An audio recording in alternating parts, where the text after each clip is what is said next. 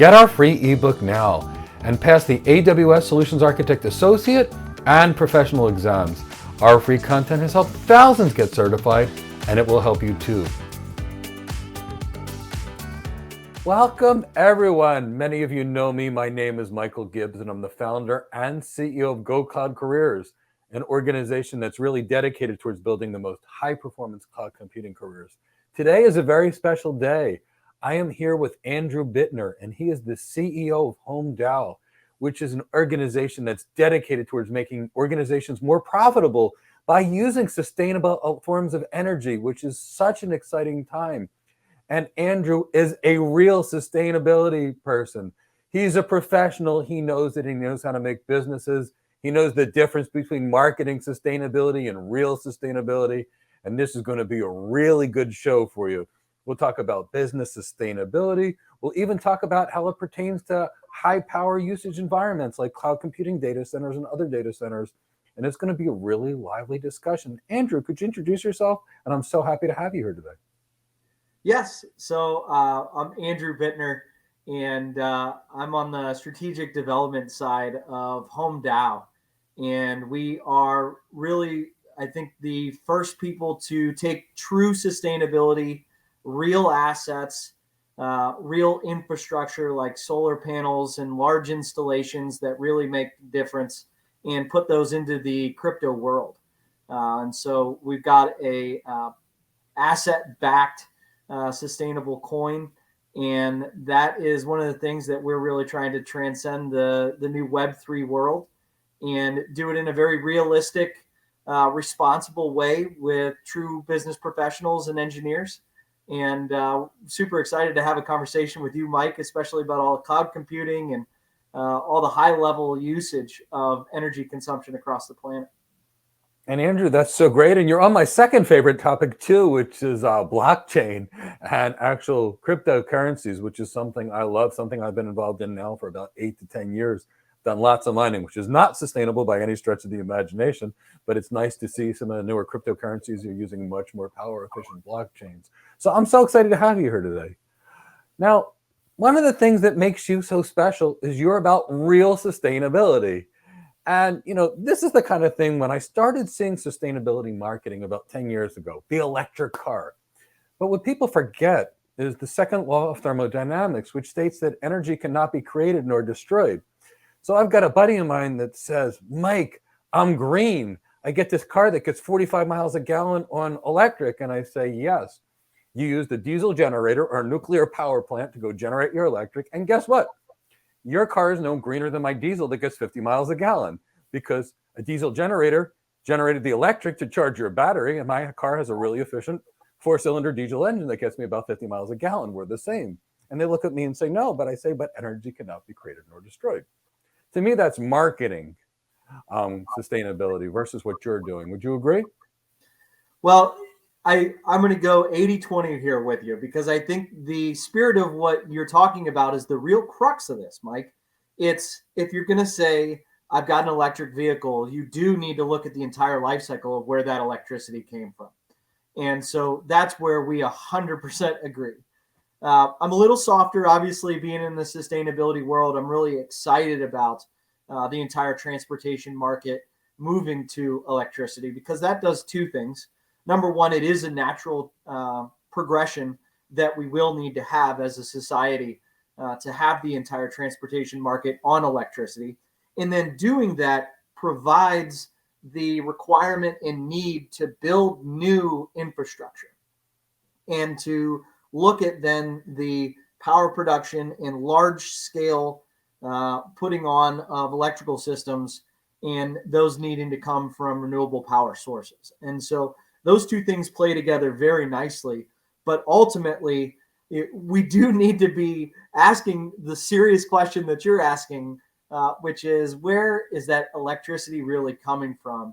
And I think that that's where guys that are in the space are really excited about the major transformations that are happening just over the last few years in sustainable infrastructure and what's possible now, because it's all changing, Mike. It's completely new. And that's so exciting for me. So to me, that car becomes interesting when there's a solar panel on the house, for example, that then runs the house and then runs the car. And now it's real sustainability, which is versus marketing sustainability. Now I get your point. We got to go take an incremental step, make people feel real good about themselves. It's a step in the right direction. And then 10 years later, which really could be today with people like you, we build in the back end of this, which really makes it work. Well, and the demand for it is huge, right? I mean, we sit in a spot today that is almost laughable with how big the opportunity is for individual people to get in on the game of owning and building sustainable assets.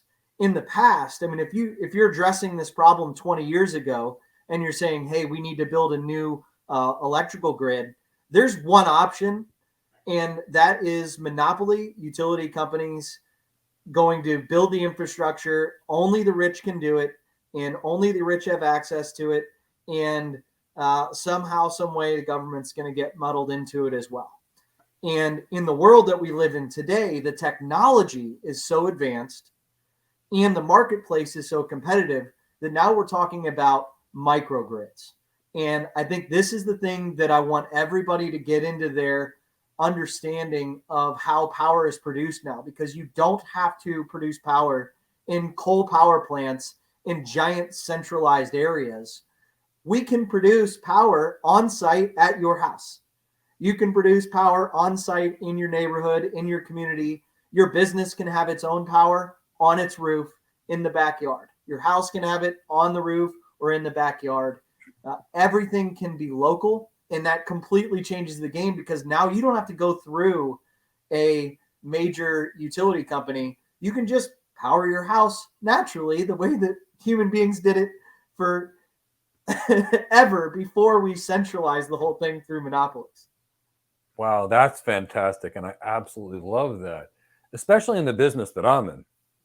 So I'm in Right. networking and data centers. You may call it cloud computing, you may call it network and data centers, and it's the same thing. And the point is, we're dealing with power. I personally had a 1.5 megawatt data center myself, just doing blockchain things. And from that, I got to see what it was like dealing with huge power bills and huge cooling things. The only difference is I was in a part of Kansas and they didn't have a lot of sun. And I was thinking, but if I was in Florida, where I live now in Florida, I couldn't run these systems because it would take too much cooling to run the systems to be able to do them in Florida. So I had to find a place which had much cooler temperatures to run the system, because if it took almost 1.5 megawatts of power to power the system, it would have taken another megawatt of power to cool the systems.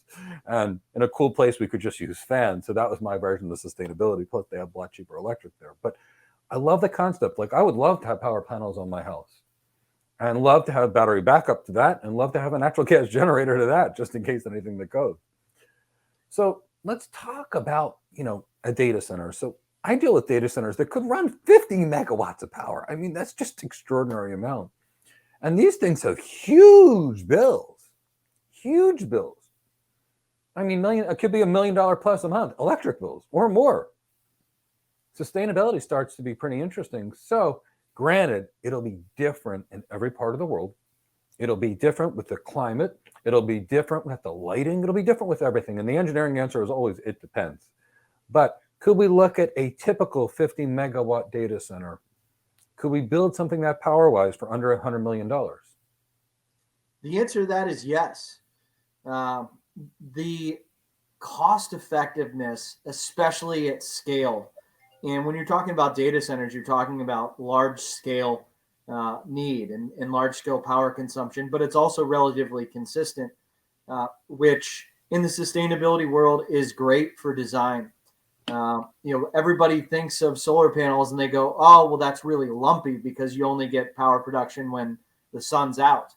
But the reality is there are other renewables that have tremendously consistent power flow, and we can work and build into those things as systems. A lot of the time, our engineering guys and the people that are doing the vetting, you're building out resiliency, you're building out redundancy, and so you're not looking at just solar. If anybody in the renewable space says, oh, solar is the solution, or wind is the solution, or hydro is the solution, and they don't talk about it as energy being a system of systems, then that person is short-sighted.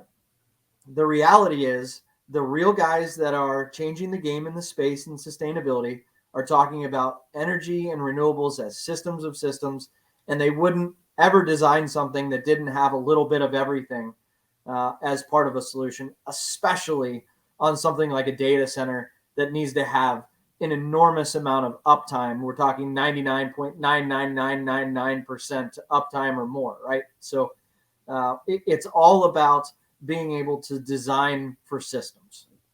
And that's the interesting, if we push our data center to get to 99.99%, that's near impossible with change control and our tech gear. But we need power that's 99.9999% to be able to do it, because the power can't be the thing that fails.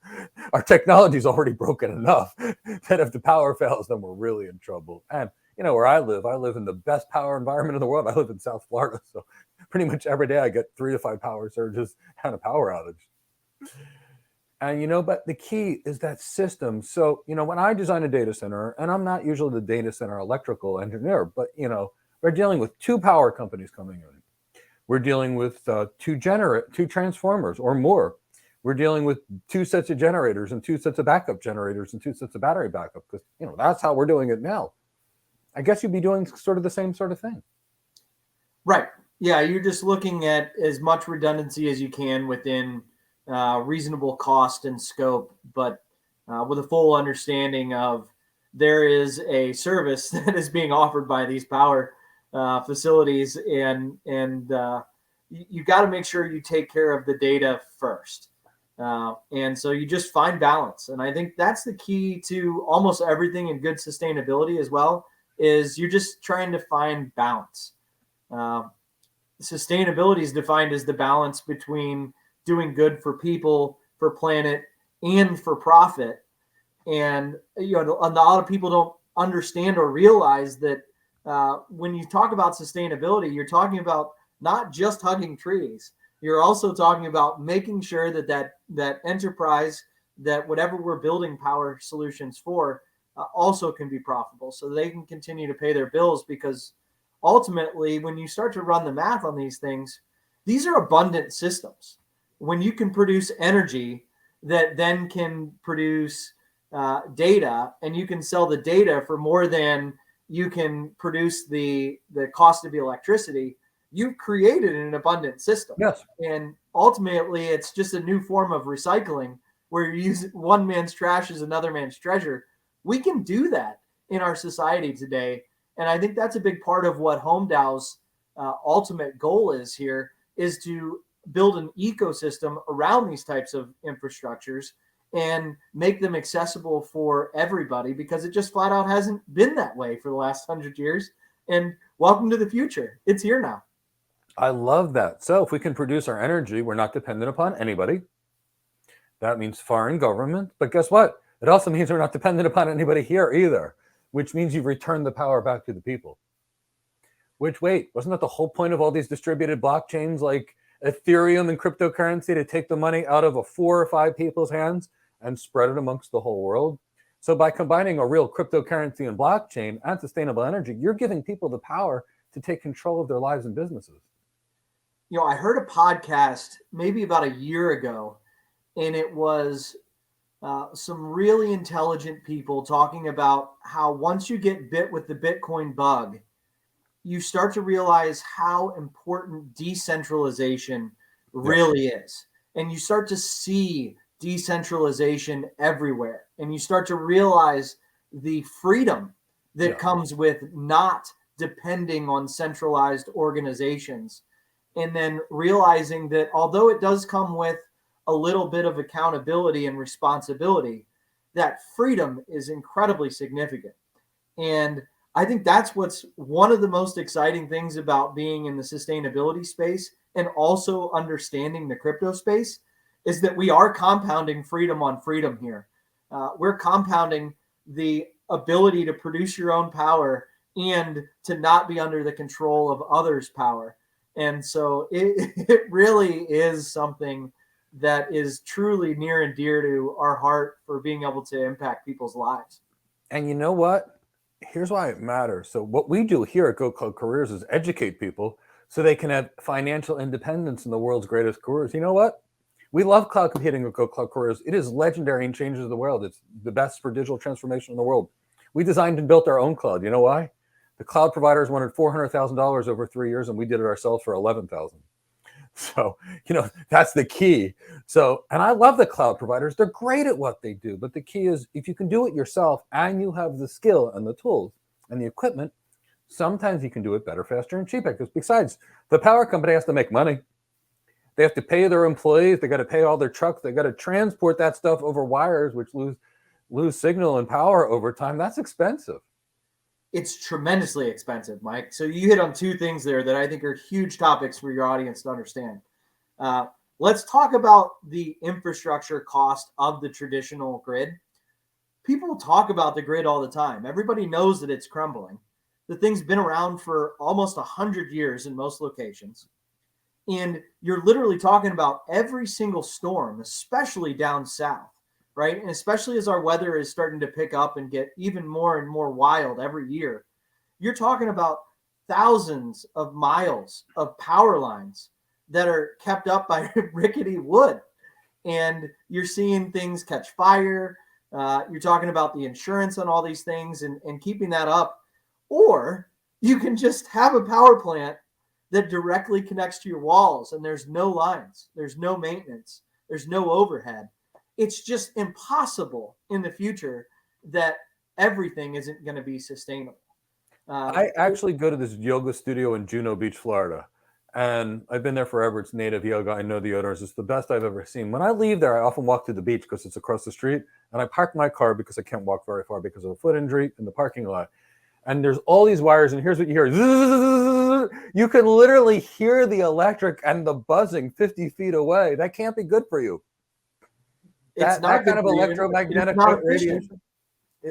People also don't realize how much energy is lost just from having to produce that power and then send it hundreds or even thousands of miles away onto the grid. And so you're gaining all that efficiency that would normally be lost in the system.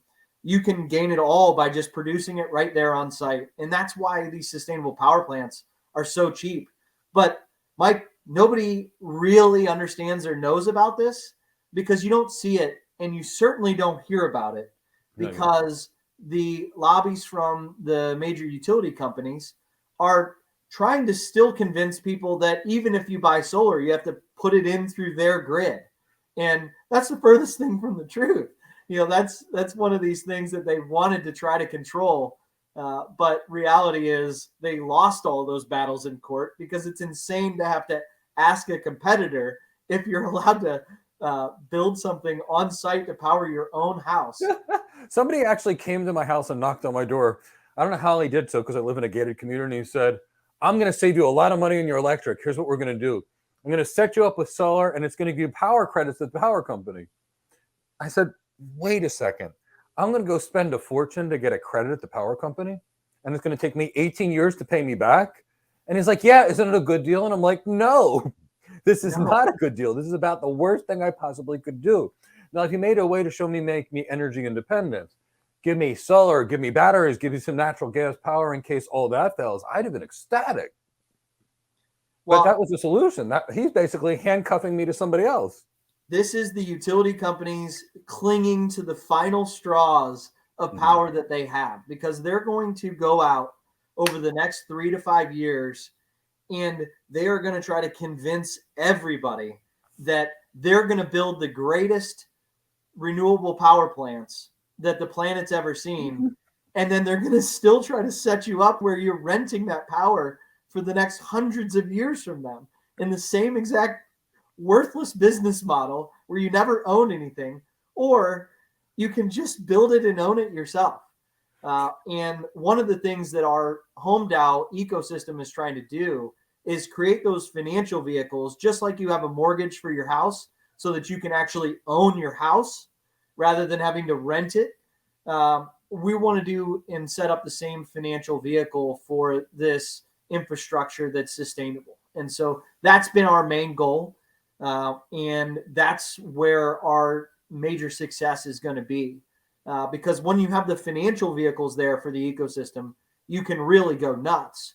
But the other side is, just like you guys use your own ingenuity to do with $11,000 what somebody that was centralized was telling you was $400,000.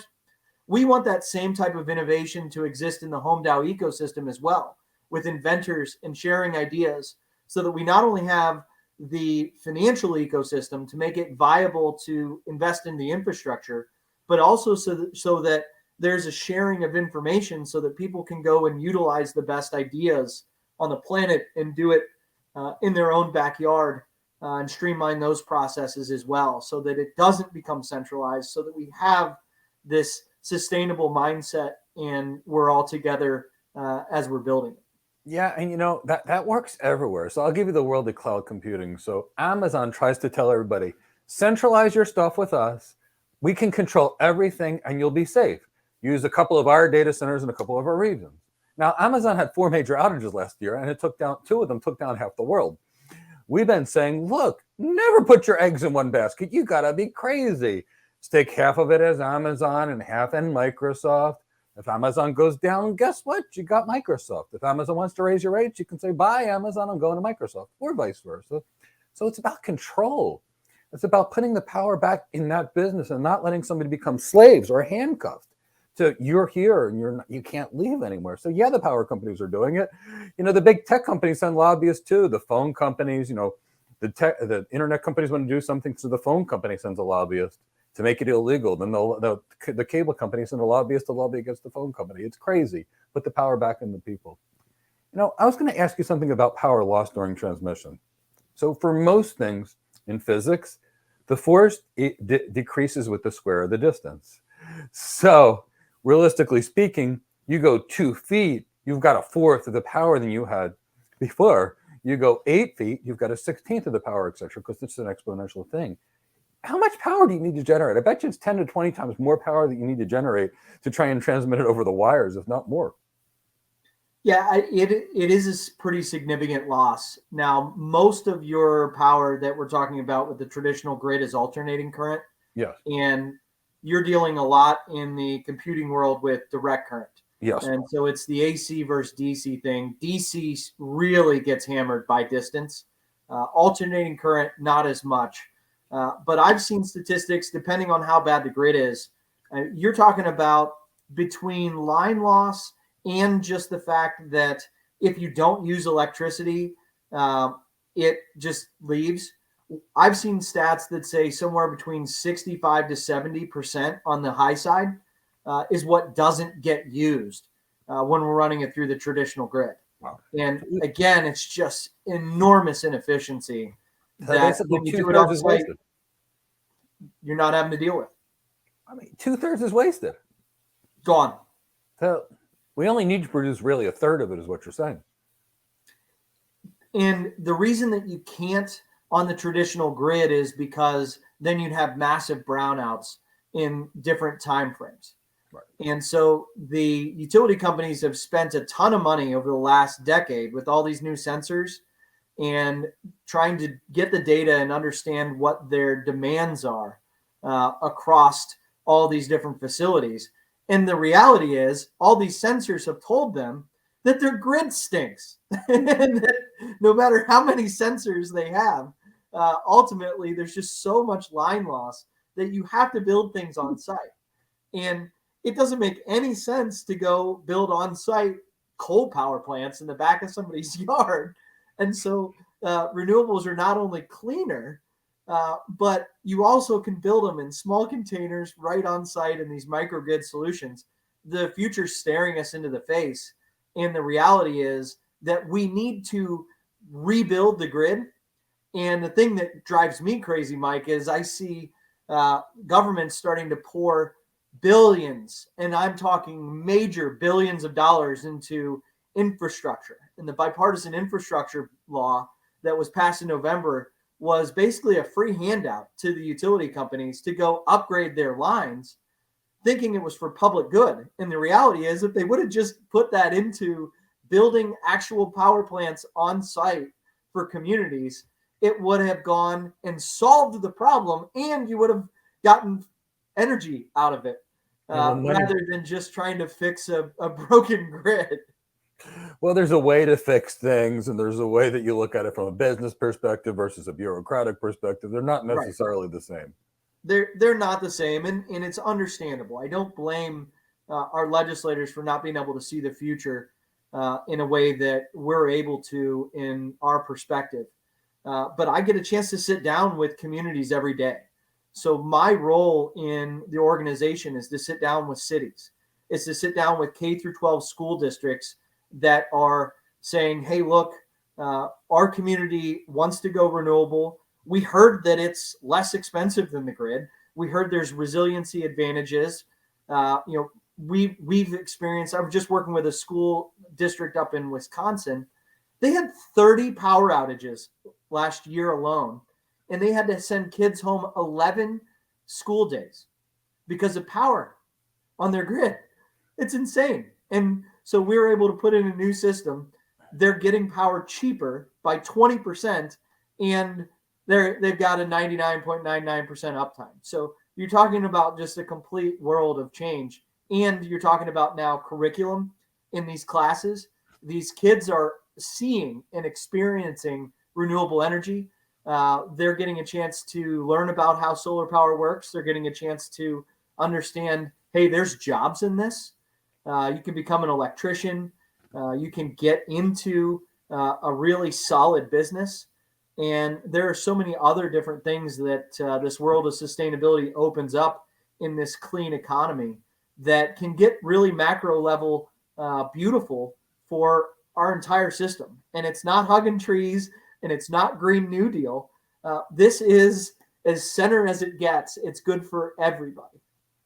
Yeah, that's what we're talking about, what's good for everybody. So here's a question for you.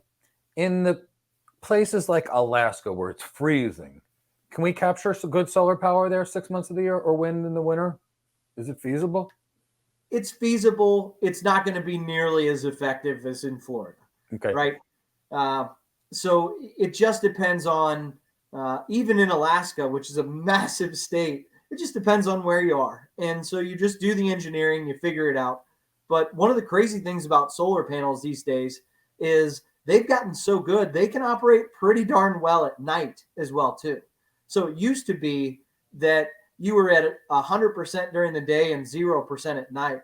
But we've got now solar panels that can get up to 20% of their normal consumption or normal production, even at night. Wow. Which is a big, big difference. And that's also what's making a lot of this financially feasible.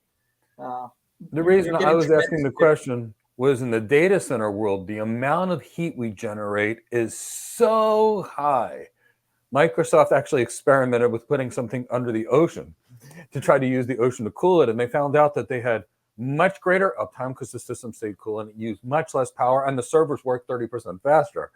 So, I dealt with a lot of blockchain things where let's just put it this way. In one room of my house, I had some blockchain stuff going on. I had two 24,000 BTU air conditioners that were in the wall mini split systems, another 2-ton AC that was coming in, and 3 2-ton AC portable units that were inside the window. So 120,000 BTUs, and I couldn't get the room less than 93 degrees. Wow. All in a single 110 square foot room in my house. Wow. Just from some cryptocurrency mining. So when you're talking about 120,000 BTUs, and my whole house was hot because of it, we start thinking of geothermal cooling and things. That's why I was asking, could you generate enough power? And the same place use the natural sustainability of cold to actually cool the systems down. Well, and when you're really designing now around sustainability and systems of systems, you can actually take that heat and turn it right back into cold. Okay, a lot of the issues that it's a normal process we've been doing for a long time. You basically just setting up systems that are converting one energy into the other energy. It's not perfectly efficient, but anytime you've got hot, you can get cold out of it. And especially if it's really hot, you can get cold. Okay, because we get real heat. You get real heat, absolutely. And here's the problem, Mike. This is what happens when people are out selling products, right?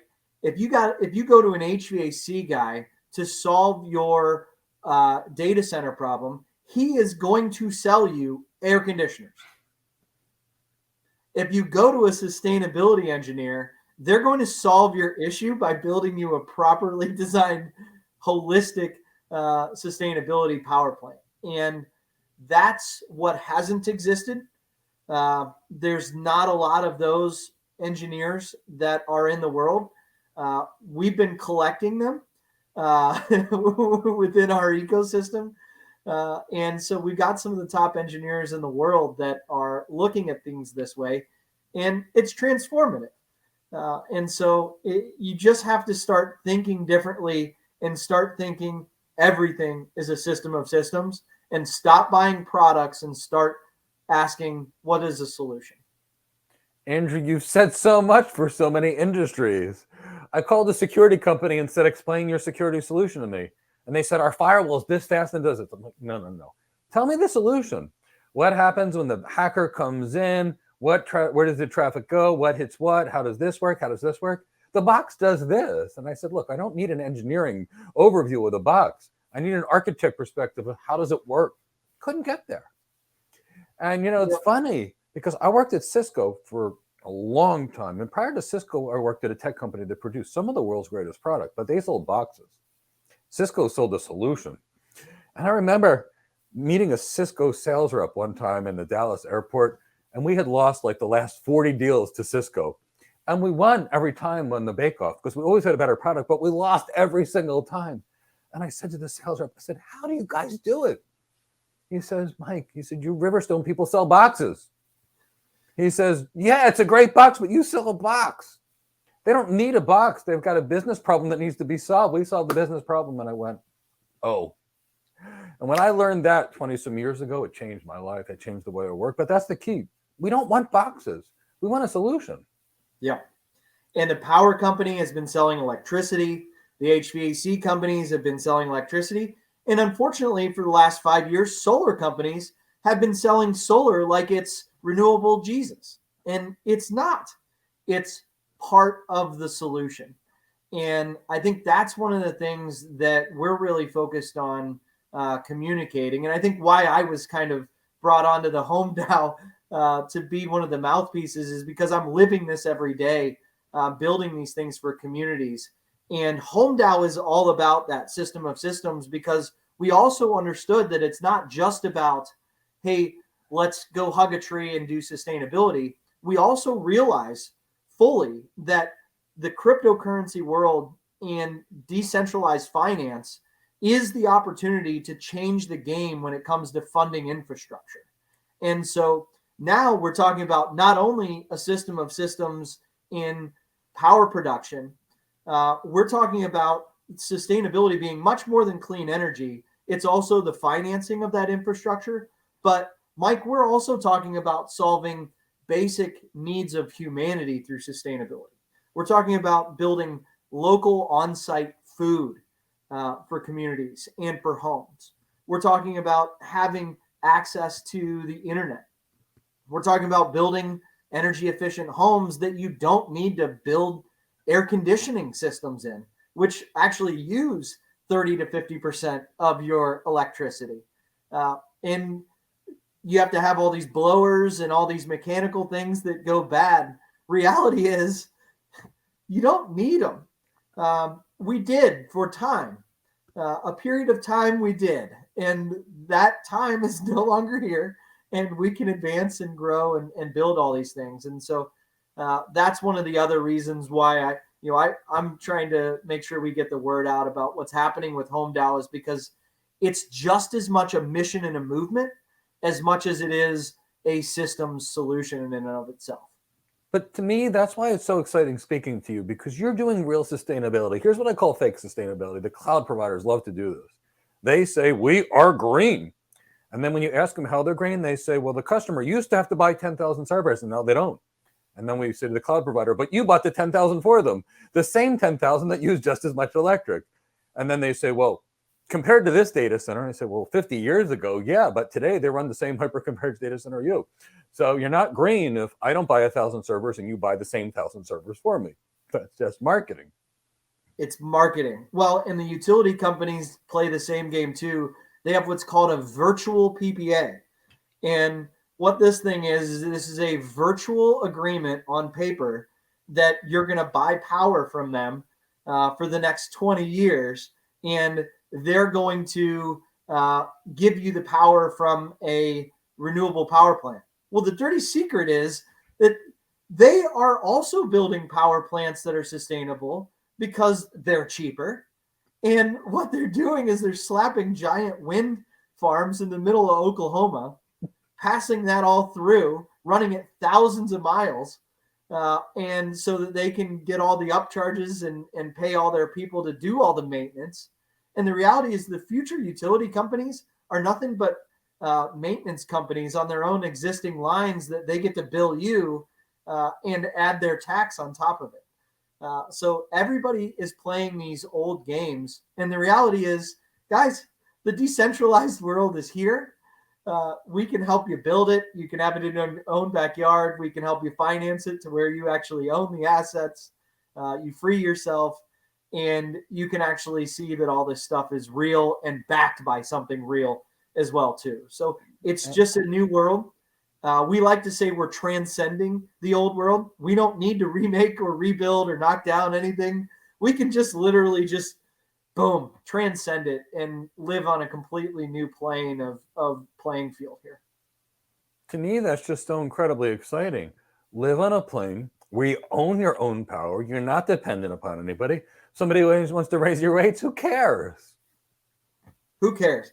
And you can still, I think one of the things that concerns people about ownership of an asset is they're going, well, but I don't know how to maintain a power plant. You can still get service contracts to have somebody come and maintain your power plant. But the key is you own it. It's on site. At the beginning of COVID, some really appalling things were happening where in California, they were literally turning off your power because you weren't following the rules. And that was a crazy, scary thing to me, especially as a sustainability guy. I'm going, first of all, it's got to be illegal somehow. Yeah. We live in the United States. But secondly, my gosh, what a wake-up call to want to be able to control and use your own power consumption, because to have some central authority get to tell you that you get to essentially exist on the power grid or not because you're following some sort of makeshift rule that happened in the short term, that's a really dystopian future that we can completely avoid by transcending it all and not being prey to that type of system. Let alone have to pay 36 cents plus a kilowatt hour. And that was like 5 years ago, just because you used a little bit of electric so that you're not energy efficient enough because maybe you have a job or have to use the air conditioner because your kid has asthma. And poof, now you're paying, rates for electric that are so crazy. I mean, it's just nuts. I mean, I went to McPherson, Kansas because we were paying 5.5 cents a kilowatt hour, or in Florida I was paying 12. But 36 cents, and that was 5 years ago. Yeah, and anywhere on the coast, you're seeing prices go up and up. And that's the other thing with the inflationary system that we're under right now. We're looking, and a lot of the clients that we're serving today, we're talking about public institutions here. We're looking at the average utility bill across the country going up 20% last year. Makes sense. And we're not seeing that dropping.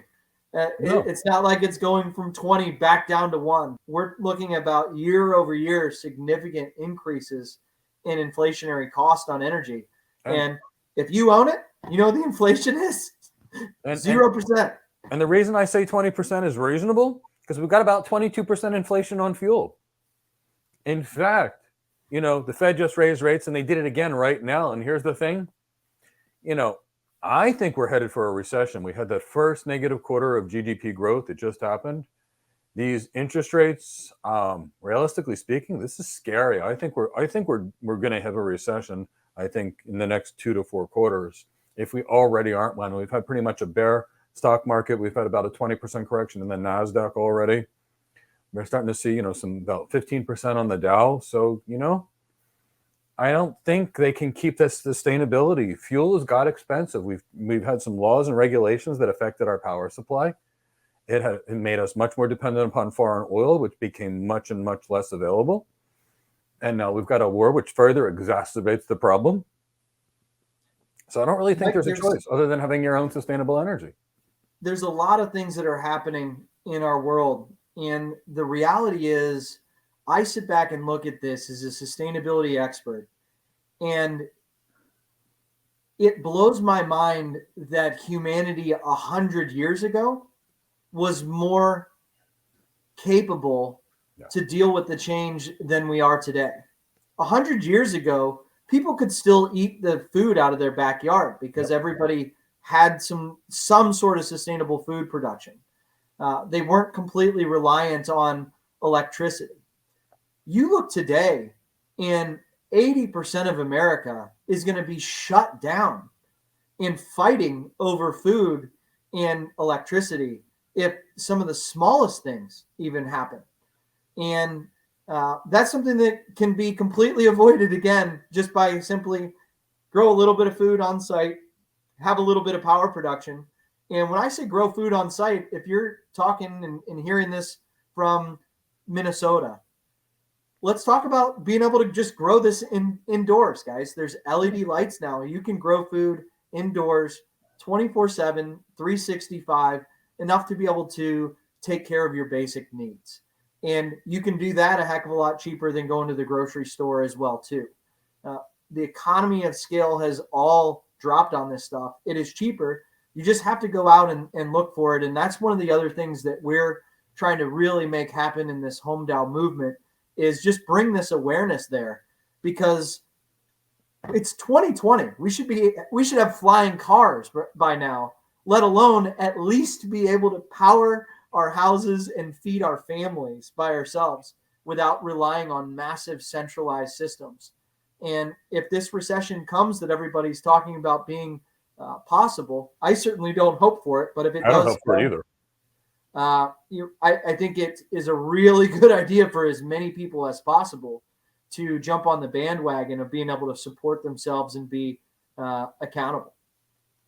I really think, it's back to the basics. 100 years ago, we all grow our own food. We survived in a single car. When I met my wife, I knew her phone number. And really the hilarious thing is I called my brother-in-law, and I've been married for 25 years, so I know his phone number for 27 years. And I said, Mike, I know your old phone number. And I mentioned it to him, but I said, I don't know your new one. And he said, you mean the one I've had for 8 years? He said, you remember my 30-year-old one, but not the 8-year one? I said, yeah. But, I live in Florida, so I went to Palm Beach Gardens the other day. I was at a Whole Foods. It was the most dangerous parking lot I've ever seen. I'm just trying to park my car, and here's what I'm seeing. I'm seeing this, and while people are walking like this, somebody's taking a picture of their body and their butt, and they're sending it to people. And I'm like, I literally had to work so hard not to bump into people. It was a challenge not to hit people. Where it used to be the parents would say to their kid, look both ways before you cross the street. The parents had the kids and they weren't even looking. So yeah, I feel like it's really important to go back to those basics. Have the ability to have a little mini garden in your house. Know how to clean your house if you need to.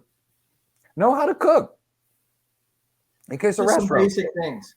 Well, and that's one of the things that I can honestly tell you that the school districts that we're talking to, they see this too. And we're talking about putting in real curriculum where we're teaching kids from an early age how to do gardening again. We're talking about power consumption on their buildings, and they're going to be used to it and see it. We're talking about all of these different sustainability pieces being part of the curriculum. And that was something that I was really sincerely interested in building. And we launched the Energy for Education platform 2 years ago. With our company Guaranteed Clean Energy, because we wanted people to just genuinely have some of these basic understandings and skill sets, because it's not only good for the individual, it's great for everyone in the community as well too. If something happens, to be able to have people that can lean on that are specialists and people that have these strengths. Not everybody has to do it, but as long as we've got a decent amount of people in these communities that are well informed and have the habits and have the abilities, this stuff can go real fast. And I'm just so excited every time I talk to a school district, because the teachers, the superintendents, the principals that really care about the curriculum, they're there now, and they're seeing that gap, because it was a relatively large gap of maybe a 20-year period. And I was part of that gap where we didn't even have home ec back when I went to high school. It was right as home ec got basically canceled. And there are a lot of skill sets that I think are going to naturally come back into these systems, and people are going to realize, hey, that was really valuable. Yeah, we have to look through history. Gym class came because Americans were drafted for a war and they couldn't fight, so they mandated gym class. Now gym class is no longer mandatory. Wait, diabetes and cardiovascular disease is like killing Americans. We need gym class back. We had it for a reason. There's a lot of great things. And I will tell you that one of the most exciting things about working with communities and schools is that there are, in a lot of these great communities, people asking the good questions. And fortunately, we're there to hear it and help them build out some strategies. So it's a beautiful thing that is available and out there. And just real quick, in case there's any community leaders right now, the bipartisan infrastructure law that we talked about earlier, having a tremendous amount of money that went towards the grid. Well, it also had a tremendous amount of money for public communities to build resilient and on-site sustainability systems. I'm working with a few school districts where we're literally talking about $100 million in grant money to help these communities rebuild their infrastructure. And so if you are a community leader, in anything that we've talked about today makes any sense, call up Guaranteed Clean Energy Advisors. It's guaranteedcleanenergy.com. There are so many good people that can help your community find the resources and funding where you're not going to come out of pocket. It's more money than I've ever seen, and I've been in the sustainability industry and the incentive side for 12 years. Almost 100 times more money than I've ever seen available out there. So the timing for all this stuff couldn't be better. It's not reliant on the funding, but in the public space, there's just so much of it right now. If you don't do it, you're just missing out on the deal of a lifetime. And that's the key. If we can make our society better, we should. We owe it to our children. We owe it to our society. You know, like Steve Jobs said, you have to make a dent in the universe. We're here for a reason. Make a dent in that universe. I love what you're doing, Andrew. I absolutely love it. Now, you know, a guy like me, I love the beach. I'm a scuba diver, at least I used to be. I live in South Florida. So for me, it's all about birds in the backyard versus the bobcat in the backyard versus, because I'm here, because it's full of nature. That's why I'm in Florida. I mean, I'm not here for the great economy. It's the warm weather, the palm trees, and the beautiful nature. I love it here. Well, So I and you think know in what? Florida, we care a little more. I think the reality is that for most human beings, the things that we love the most are going outside in nature. Mm-hmm. And then if we are inside, the things that we love the most are really good food, maybe some music, maybe some dancing. That's how we spend our time as human beings. And so if you can cover all of that, I mean, you start to get a little bit utopian when you start to do some of the master design and planning that we're doing on the sustainability side of things.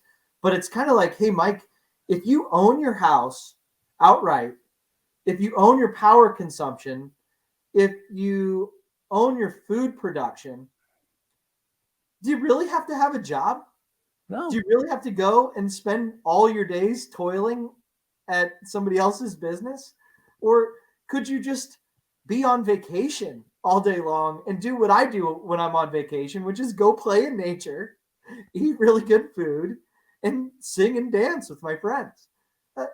I don't have to have a lot of money to go and do those things. They're very simple and they're very peaceful. And you can do all those things when you have sustainable infrastructure that you own. And I think that's one of the other major opportunities that we have through Home DAO and being able to, for the first time in human history, fully decentralize this in a trusted manner and help people own their own infrastructure. Yeah, and people don't realize it. So I retired about 10 years ago. I actually came out of retirement to help the people in the cloud community. I didn't mean to. I was enjoying my retirement. I was doing some cryptocurrency mining. And what happened was the place where we did all our cryptocurrency mining, the person that owned the facility said, teach my kids something, what's good. And I said, I'll teach them cloud. Bought them a bunch of courses and said, oh my God, the stuff that was out there was so bad. I had to start a company to get people hired. So I did. But I came out of retirement to fill in a need. Otherwise, I was retired. When you pay off your house and you live simply, you don't need to work. I mean, people work so hard, they become slaves to their cell phones and their internet access and all these other things that we really don't even need. No.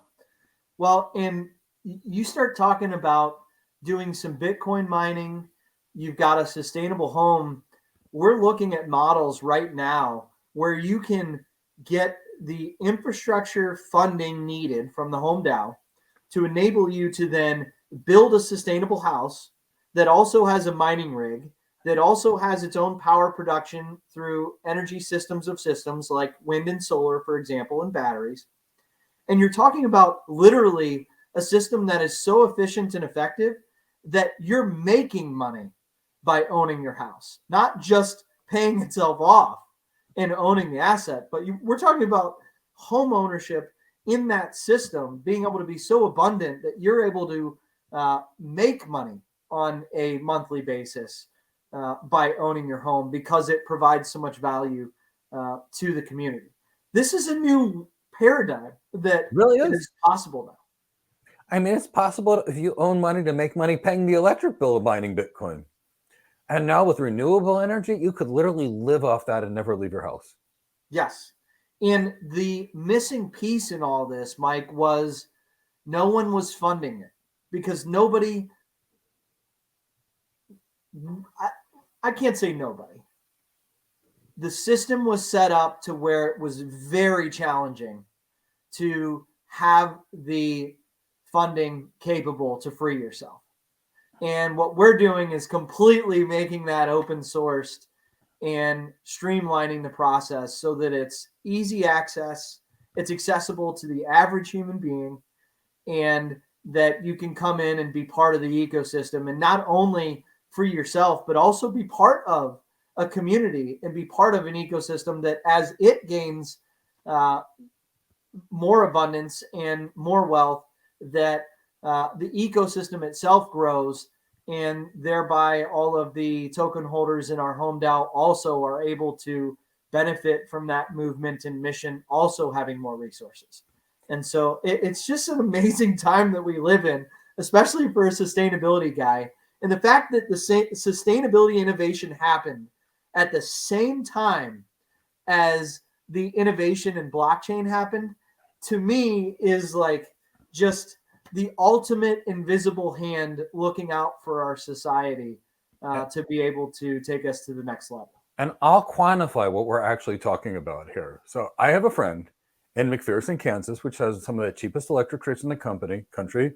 And as soon as Bitcoin crashed and the Antminer S9s were only making like $3 a day, he decided to buy 1,000 of them. He bought them all for $150 to $200. Now, they were generating about $6 a day of revenue and costing $3 a day of electric. So they made $3 a day. So he was making $3,000 a day. He paid off the equipment inside of 6 weeks, and he was making $3,000 a day. Now, you've got your free electric, sustainable electric. Now he's making $6,000 a day, which is $180,000 a month. That's a lot of money to do nothing. So yeah, what you're talking about is real. I have a lot of friends in the blockchain community. They're making a lot of money mining, and they're doing it by just trying to get their electric cheap. Now you throw something like this at it, and wow, what you're talking about is extreme and extraordinary. Those systems can make money for their owners 24 hours a day, 7 days a week. And if you've got a way to deal with the heat, wow. This is a really big deal. And the other thing I want to talk about too, Mike, is this is not some guy talking about what could happen utopian in the future. Yeah. We're talking about we're already doing this on a massive scale. When we came to the crypto world and we announced that we were going to be doing this through Home DAO, everyone thought, oh, well, this is a really great idea. And it's going to be like a lot of the other DAOs. It's going to be an idea first, and then it's going to take them years to align and put all these things into play. And the reality is we're the exact opposite. We spent the first 5 or 6 years building it in the real world, letting cryptocurrency develop. And so when we come in day one, we have $200 million worth of signed infrastructure for communities. And we started with school districts and cities as the foundational pieces of this area. So you're talking about providing sustainable things for communities. We're coming in a whole different scale. Yeah, that's massive scale. And I love that. And because I love being outdoors, I love the fish, I love the beach, I love the nature, I care about communities. Now, I spend a lot of time in yoga studios because I'm a yoga instructor, because I love yoga so much, and I just love yoga. So again, it's getting back to nature, go to the beach, practice some yoga. So I spend a lot of time in yoga schools, and I meet people that are like, I know what I'm going to do to save the earth. I'm going to go replace the plastic straws with some wooden straws at the coffee shop. And I'm like, yeah, that's nice, but let's look at the big issues here. So I go to this country, they dump everything in the sea. So while you're trying to help with 1% here, let's think about the big stuff. What about the power? What about your house and your car that gets 8 miles a gallon because you decided to do this to it? How do we fix that so we can make a real impact? Well, every little thing does help. Yes. But we are talking about now being able to, I think, give some fuel to people who really feel like they lost. I mean, a lot of the times I read about climate articles, and it's almost like some of the activists have given up because they feel like they just can't get governments to change. And the reality is, Mike, I wish I could tell those people and give them a big hug and say, guys, the governments are never going to change. That's not where it comes from. No. The innovation comes from us. It comes from the people. Yes. And so that's one of the reasons why we started this as well, too, is because we wanted to be able to go and meet people where they are. And that's where we tried to make this accessible to where you can buy a home token. You can buy one home token. We're going to launch these home tokens at $7.77 a piece for the initial round that we're doing through our NFT launches. And so that's a way to support our mission, but ultimately it also enables people to be part of the ecosystem. And so you can really get in and be part of the true solution and have those funds go towards sustainable infrastructure. And that sustainable infrastructure is a profitable entity. So you're part of something. It's not just pure donation. You're part of a mission and a movement that is abundant in nature. And so, yes, start small. I love the idea of just the awareness of changing out the straws, but we can do way bigger things now that the decentralized world is here.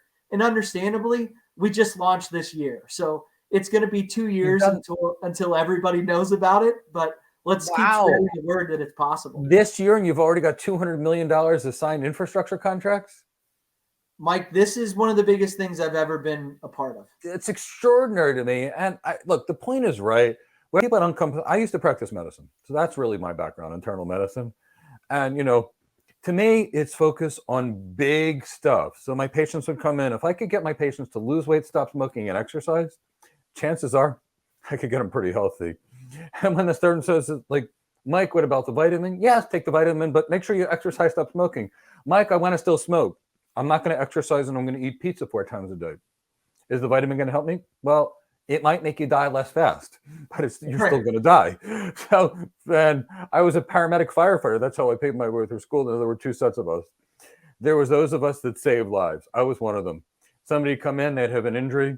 I treat whatever the emergency thing. I take them in the ambulance and get them to the hospital.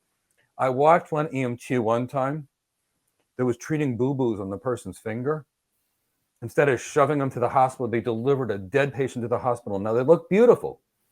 There was everything was beautifully bandaged, but they were dead. So the point is, I like to focus on the big things. That sustainable energy piece is massive. raise the awareness in everybody and get them to do the big things. You know what? When we all have sustainable energy and we can smell the difference outside, and we've got some vegetables that we're growing outside and they don't taste like anything we bought at the supermarket, they're 10 times better and they're cheaper, then, oh my God, hey, let's do the straws. Let's add this, let's add this. So for me, it's build the foundation and then add the walls and the window dressing. I don't like to start with the window dressing. I like to start at the foundation. You're at that foundation. You are changing lives and changing the industry. That's to me, that excites me. Well, and Mike, the most exciting thing is that I'm part of a huge team. I'm just the mouthpiece for this as we get started. But we're talking about, we've already partnered with some of the largest developers in the entire United States. We're talking about everything from the electricians that are installing new sustainability systems all the way up to the advisors and engineers that are building it. The whole way through and through, everyone is aligned on this.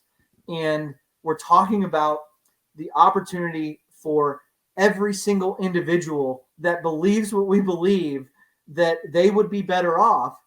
You can be part of it now. And it's truly that big of a difference. And the other thing is, we're designing this as a stable coin, Mike. So it's not going to be the same volatility that you've had to deal with in the past with investing in speculative cryptocurrency. Now, I love cryptocurrency. I've been a huge benefactor of supporting things like Ethereum and Bitcoin from the early days. But the reality is, this is built for the mainstream. And so what we want is people to be able to come in and invest into things that they truly believe in. And so we're designing an ecosystem based on a cryptocurrency that is a stable coin backed by these real infrastructure assets. So if we build a $10 million power plant, that's what's backing that currency. So it's really backed. Oh, wait, kind of like the original currency that was backed by gold or backed by something that means something, unlike a fiat currency that's just based on the belief that the currency is worth something. So instead of Bitcoin, which to me is a fiat currency, I don't care how it's classified as an asset, it's a fiat currency. The dollar is a fiat currency. The euro is also a fiat currency. If people believe in it, it's worth a lot. If they don't believe in it, it's worth nothing. And we're talking about backing this cryptocurrency by the things that are needed most from human beings, backing it with our basic needs: electricity, food, housing, communication, all of the tangible infrastructure that the most conservative of conservative people and the most liberal of liberal people can still agree that's an asset. And that's in the real world. And that's a big part of what we've got. So we not only do we have some of the greatest sustainability engineers, we also have some amazing financial engineers that are making sure that these systems are set up and structurally sound. And it's truly something to be marveled at in where we are in society. But we truly, I'm part of the team, so I'm a little bit biased, but realistically, there's a reason I am part of this team. I'm the CEO of a sustainability company. I didn't need to join some blockchain company for the fun of it. But seeing what they were doing and realizing what Home DAO is, I couldn't not be a part of what I consider to be possibly the greatest innovation in the history of humanity in the last 100 years. Is truly what I believe that this could be deep down in my heart. And so that's what we're talking about. And it impacts so many different sectors, so many different people. But most importantly, the other reason why we call it Home DAO is because it's kind of a play on the micro and the macro here, Mike. We all share the same planet. Our logo has planet Earth in the O of home. And we actually worked with NASA to get the most beautiful picture of Earth that they've ever taken. And NASA allowed us to use that because they also believe in what it is that we're doing unofficially. And then we also wanted to play with the responsibility and accountability of being at your own home.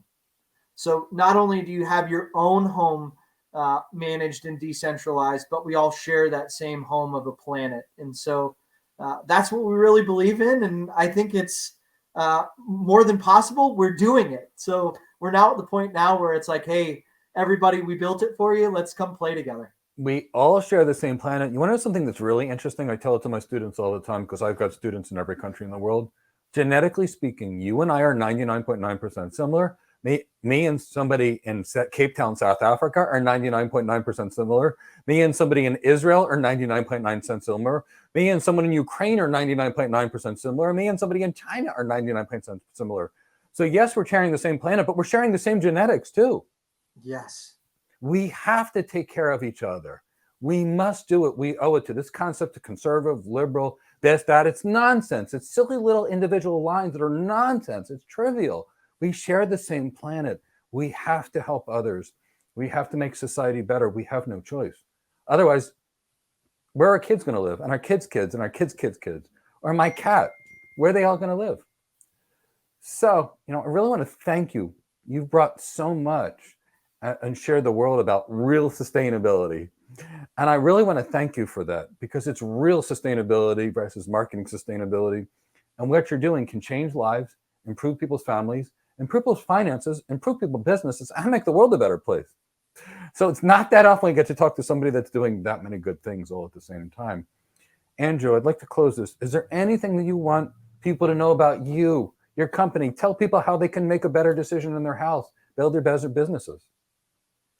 Mike, I think the biggest thing that I'd love everybody to do is to stand up in your community and start asking good sustainability questions. Start thinking internally about energy and everything in your life as being a system of systems.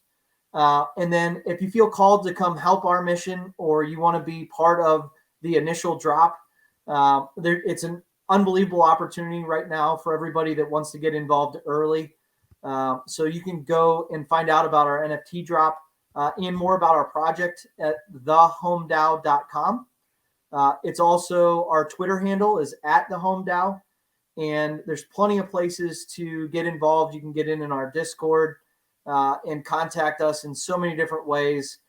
We're looking for as much help as we can, and we've got millions and millions of people to come serve, and so we're going to need millions and millions of people to help. So I really appreciate also the opportunity to just have a great conversation, Mike.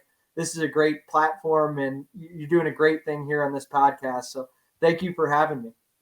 Thank you so much. When we release the video of this, I'm going to have Chris from my team put all those links you told me about, because I want people to reach out to you, because what you're doing is really, really special. It's going to make the world a better place, and I'm just excited to be part of this conversation. So thank you so much, Andrew. You got it, Mike. It was so nice having you join us for this video today. Let me tell you about some free services we do for the cloud community. We have a free How to Get Your First Cloud Architect Job webinar, where we tell you all the things you need to do and know to get your first cloud architect job. In addition to that, we actually have a free question and answer session live on YouTube, where you can come and ask us any questions you want about building your career related to cloud computing or networking, and we'll answer them in real time for you, because we want to get you to your goals.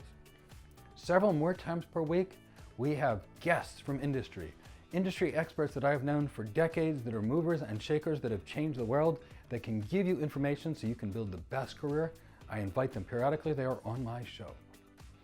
If there's a chance to do some free training on our channel, we'll do it live, because we want you to all to have the best skills for the best career. So please subscribe and hit the bell. I look forward to seeing you, and I look forward to assisting you in your technology career. Thank you so much. This is Michael Gibbs from Go Cloud Architect.